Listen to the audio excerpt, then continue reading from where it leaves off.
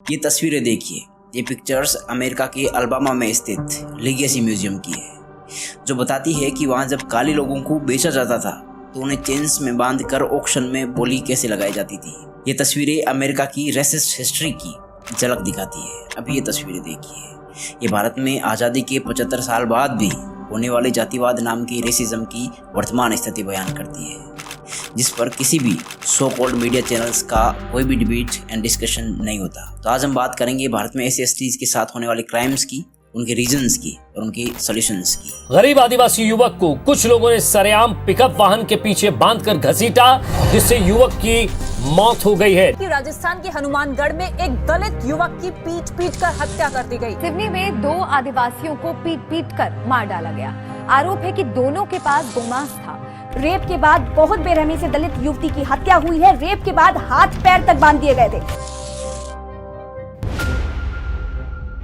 भारत में SC/STs पर हो रही एट्रोसिटीज पर ministry of social justice and empowerment ने दिसंबर 2021 में national crime record bureau and ministry of home affairs की जॉइंट रिपोर्ट रिलीज की। ये रिपोर्ट 2016 से 2020 तक SC/STs पर हुए क्राइम्स और उनमें कन्विक्शन रेट्स की डेटा देती है। रिपोर्ट्स कहती है कि 2019 में शेड्यूल कास्ट के खिलाफ 45,961 क्राइम्स के मामले आए। इसके ठीक एक साल बाद यानी 2020 में इन क्रिमिनल केसेस में 9.4% से इंक्रीज हुआ और कुल केस आए 50,291। 2019 में STs के खिलाफ कुल 7,570 अत्याचार की घटनाएं हुई। ये क्राइम्स 2020 में 9.3% से बढ़ गए और टोटल मामले आए 8,272। Now let me explain you something factual. Reports कह रही है कि शेड्यूल कास्ट के खिलाफ हुए 7,637 केसेस जिनमें ट्रायल कंप्लीट हो चुका था, उनमें 42.4% कन्विक्शन रेट थी। वहीं शेड्यूल ट्राइब्स के खिलाफ हुए केसेस में 30% कन्विक्शन रेट थी। ठीक है, लेकिन अब मेरा यहाँ क्लियर कट आर्ग्यूमेंट ये है कि SCs के खिलाफ हुए 7,637 केसेस में ट्रायल हुआ और कन्विक्शन रेट मिली 42.4%। लेकिन डेटा ये भी कह रहे हैं कि SCs के खिलाफ हुए क्राइम्स के 93.87 केसेस पेंडिंग है। वहीं SC/ST एक्ट के अंडर रजिस्टर किए गए केसेस में 96.5% पेंडेंसी रेट है, यानी जिन 7,637 मामलों में आरोपी कन्विक्ट हुए वो सिर्फ टिप ऑफ द आइसबर्ग है। अब इन सभी केसेस का ट्रायल टाइम पर हो जाता तो NCRB जिन 7,637 मामलों के आधार पर कन्विक्शन रेट 42.4% बता रही है, उसकी पोल खुल जाती है, क्योंकि बहुत अधिक संभावना है कि टोटल कन्विक्शन रेट 60% से ज़्यादा निकले। अब सुनिए, ये दावा मैं हवा में नहीं कर रहा। मेरी कुछ पुलिस ऑफिशियल से बात हुई है जो कह रहे हैं कि कन्विक्शन रेट लो होने का कारण प्रॉपर इन्वेस्टिगेशन और टाइमली मैनर में केसेस का ट्रायल नहीं होना है। इवन अभी अक्टूबर 2021 में भारत की सुप्रीम कोर्ट ने यही बात कही है कि SCs एंड STs के केसेस में कन्विक्शन रेट लो होने का रीजन ये नहीं कि चार्जेस फॉल्स थे, बल्कि ये है कि इन मामलों में इन्वेस्टिगेशन घटिया हुई है। अब मैं यहाँ दलित विमेन के साथ हो रहे कास्टिस्ट वायलेंस की तरफ आपकी अटेंशन चाहता हूँ। NCRB कहता है कि 2019 में 13,273 मामले दलित विमेन पर हुए असोल्ट्स के आए। इन 13,273 मामलों में 3,486 केसेस अपर कास्ट के द्वारा किए गए रेप के थे, यानी 10 दलित महिलाएं प्रतिदिन नोची जा रही है। स्वाभिमान सोसाइटी एक ग्रास रूट ऑर्गेनाइजेशन है जो दलित सेक्सुअल वायलेंस सर्वाइवर के साथ काम करती है। इसकी फाउंडर है मनीषा मशाल। वो कहती है कि लगभग 80% दलित महिलाएं जिनका रेप होता है वो पॉलिटिकल और सोशल प्रेशर की वजह से केस रिपोर्ट ही नहीं करवाती। अब मैं अगर NCRB की रिपोर्ट में मेंशन 3,486 केसेस को 20% मान लूं और मनीषा मशाल के अनुसार रेप के 80% अनरिपोर्टेड केसेस के साथ जोड़कर हिसाब लगाऊं तो मेरा दिमाग घूम जाता है, क्योंकि इस हिसाब से 17,430 केसेस तो हर साल दलित महिलाओं के बलात्कार के होते हैं, यानी हर दिन 48 महिलाओं का बलात्कार, यानी हर घंटे 2 रेप। बहुत ज्यादा खतरनाक, डरावना। Now let's talk about reasons behind all these atrocities. Last video में हमने देखा इंडियन सोसाइटी 75% से लेकर 100% तक कास्टिज्म प्रैक्टिस करती है। फिर ये लोगों का कास्टिस्ट माइंडसेट अगर सिस्टम में जाएगा तो क्या होगा? लेट मी टेल यू क्या होगा। अमेरिकन पॉलिटिकल साइंटिस्ट GS गुडबॉयज अपनी किताब जजेस of supreme court of India में लिखते हैं कि इंडिया की सुप्रीम कोर्ट में 40% से ज़्यादा जजेस हमेशा से ब्राह्मण और 50% के करीब दूसरी फॉरवर्ड कास्ट के रहे हैं। गुडबॉयज दावा करते हैं कि सुप्रीम कोर्ट में SC, ST, OBC के जजेस का आंकड़ा कभी भी 10% से ज़्यादा नहीं रहा। अब यही हाल high courts and subordinate judiciary का है and the result of that is approx 94% cases जो SCs एंड STs से रिलेटेड है वो पेंडिंग है।